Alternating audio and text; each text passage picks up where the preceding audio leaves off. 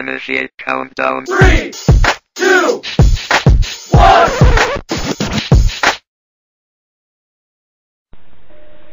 Today, President Obama met with the Mexican president to talk about immigration and border problems.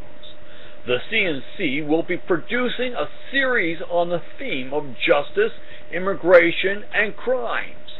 We hope you will join us. I've often said that in our interconnected world, where nations and peoples are linked like never before, both the promise and perils of our time are shared. Nowhere is this clearer than among the neighbors, the United States and Mexico. The trade and tourism between us creates jobs and prosperity for both our peoples. When a flu spreads, or an earthquake strikes, or cartels threaten innocent people, it affects lives on both sides of our common border. When our neighbors are in need, whether in Honduras or in Haiti, we respond together. And when we expand partnerships between our people, it forges connections that leads to greater prosperity and opportunity for decades to come. In pursuit of our shared future, I have a true partner in President Calderon. We've worked together in Mexico City, in Guadalajara, in Washington and Pittsburgh, in London and La Guila. And when he speaks before a joint session of Congress tomorrow, I believe the American people will see what I see. They'll see a leader who is guiding his country through very difficult times with vision and with courage. And he has been an outstanding partner to me and an outstanding partner to the United States. Indeed, our progress today marks another step forward in a new era of cooperation and partnership between our countries. A partnership based on mutual interests, mutual respect, and mutual responsibility. We agreed to continue working aggressively on our highest economic priority, which is creating jobs for our people. Mexico is one of our largest trading partners, with trade that supports countless jobs here in America and in Mexico. And because 80% of the trade passes over our land border, we reaffirmed our commitment to a 21st century border that is modern, secure, and efficient. And we're directing our governments to develop an action plan to move in this direction, because our shared border must be an engine and not a brake on our economic growth. To create jobs and increase our competitiveness in the global economy, we agreed to streamline regulations and strengthen the protection of intellectual property. We agreed to continue working with our G20 partners to encourage that global economic growth is balanced and sustained, especially as we approach next month's Toronto summit. And as the United States works to increase our exports and the jobs that come with it, we'll be working closely with our partners in Mexico, which is one of the largest markets for American exports, to create clean energy jobs and industries of the future. We're building on a partnership we launched last year with new initiatives to promote regional renewable energy markets, green buildings, and smart grid technology. These initiatives will also help us implement the commitments we made at Copenhagen, especially as we work toward the climate conference in Cancun later this year.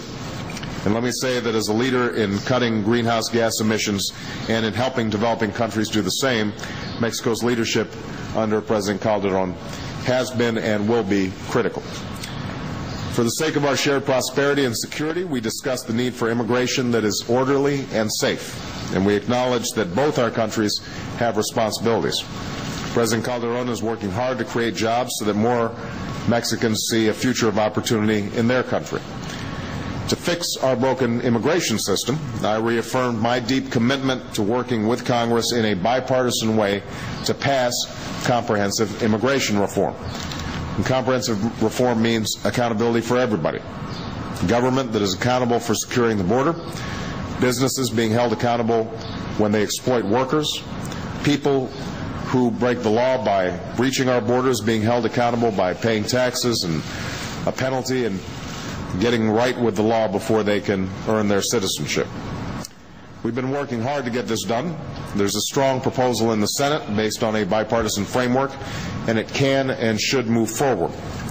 We also discussed the new law in Arizona, which is a misdirected effort a misdirected expression of frustration over our broken immigration system, and which has raised concerns in both our countries.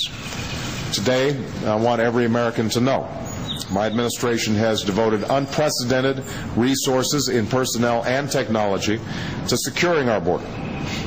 Illegal immigration is down, not up, and we will continue to do what's necessary to secure our shared border. And I want everyone, American and Mexican, to know my administration is taking a very close look at the Arizona law.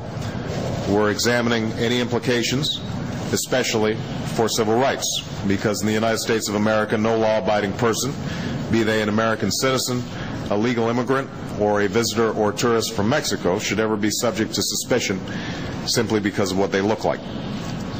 President Calderon and I also reaffirmed our commitment to stand together against the drug cartels that have unleashed horrific violence in so many communities. Mr. President, you and the Mexican people have shown great resolve in a fight for the security and safety of your country.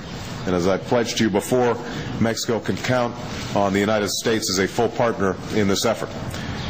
As your partner, we'll give you the support you need to prevail.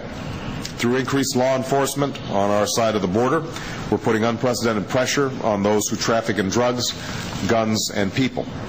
We're working to stem the southbound flow of American guns and money, which is why for the first time we are now screening 100% of southbound rail cargo. And guided by our new national drug control strategy, we're bringing new approaches to reducing the demand for drugs in our country.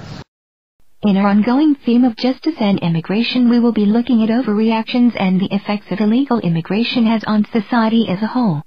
There are those who would have the borders closed to all new immigration, and there are those who would deport anyone who has immigrated within the last 20 years. The question has to be, how does immigration affect American society? We know that these immigrants no longer just take the jobs that Americans will not do. They are taking good jobs for less money, effectively cheating American citizens out of a good income. The question that we must ask is, what is the solution? Should we open the border to all or close it? How do we stop the illegal trafficking? We invite you to join our discussion on this issue. Please post your thoughts either here or on our immigration message board. Thank you. If you want to post on our immigration board, just click on that link that appeared at the starting of the video.